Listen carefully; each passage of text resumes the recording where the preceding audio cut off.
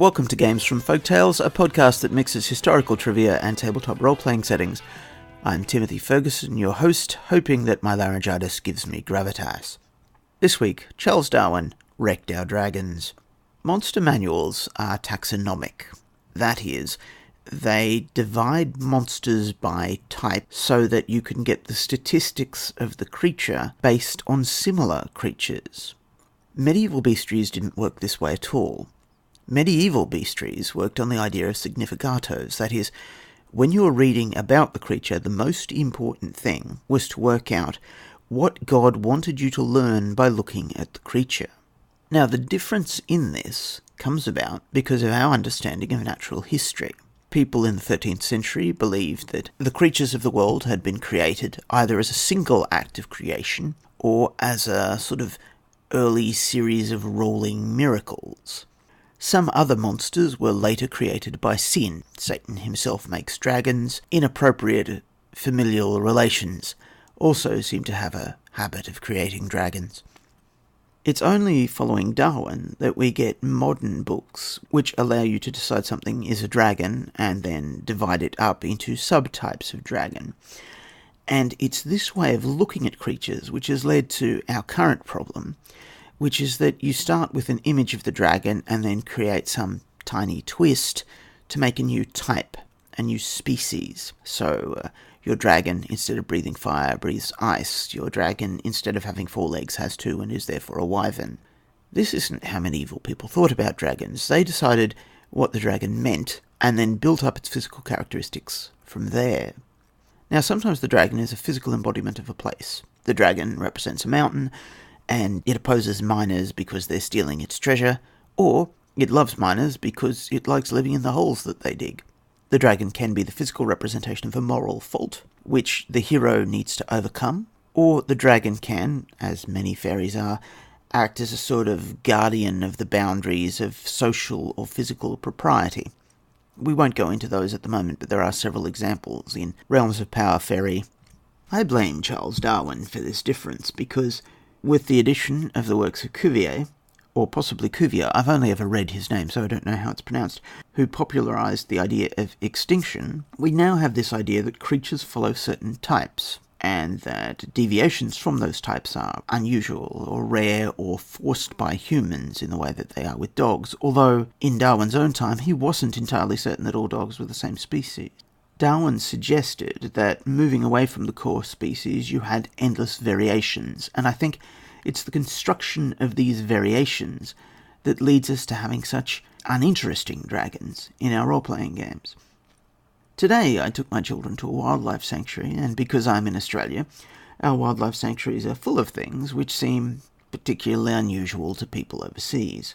Since I was thinking about dragons, I saw all sorts of things which could lead to an interesting variation on the type by starting with an unusual physical feature of a real creature and then having that as the origin for the concept of the dragon, moving back toward something akin to the giant winged lizard with 4 legs and a tail that breathes something or other that's so popular in role-playing games. We saw crocodiles, which have a strange set of scales on their backs which allow them to pass through the water without creating substantial ripples, and might allow a dragon to pass through the air without creating any sound. We saw a boa constrictor shedding its skin, something which I don't think we've ever seen in any of our Ars Magica supplements, despite the fact that dragon skin is so useful for binding books, for bypassing the magic resistance of that particular dragon, and as a source of viz. My broader point, however, is that dragons shouldn't be created by taking the archetype of the dragon and then making a little variation. It breathes something new, it's a slightly different colour. Dragons should represent the obstacle that the characters need to overcome. Let's take another example. In Mythic Europe, the dragon tree exists on 2 islands.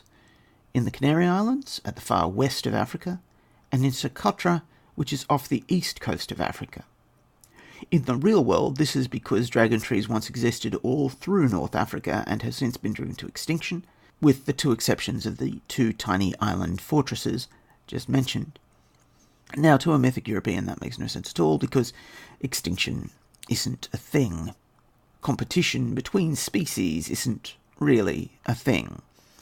Dragon trees appear on those two islands because, in this case, dragons are on those islands, and the trees follow the existence of the dragons. Similarly, dragons themselves appear in mythic Europe because God uses them as teaching tools. And this is why we so rarely see any of the things that you would expect biological dragons to do. Dragons in mythic Europe don't have the plumes of a male peacock. They don't have the spines of an echidna, and this is because they don't mate and they aren't preyed upon. In the entirety of the Ars Magica line, we've seen one dragon egg, and that was in a magazine article. For 2nd edition, perhaps? You never see mating flights of dragons.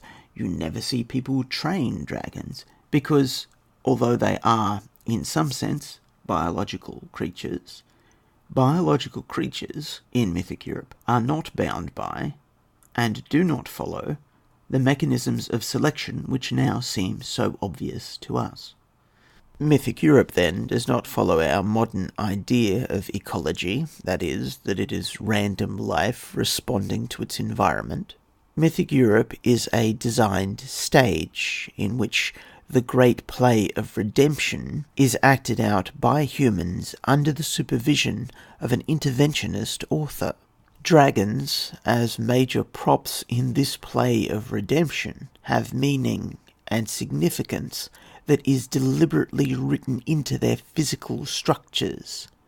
That is, they are incarnate moral lessons. And this leads us back to some very early ideas from 2nd edition Ars Magica, that when you were designing a conflict, the important element of that design wasn't fairness or verisimilitude for the world. It was the construction of a play experience that you modified while the experience was being acted out. So, if a combat encounter was unexpectedly too simple, you would add new features to the creature's powers to make it more challenging. So that if through random dice rolls the creature was going to destroy the party, you could reduce the damage or the effectiveness of its attacks to keep that play experience on track. Now, in modern gaming, this is sometimes called cheating.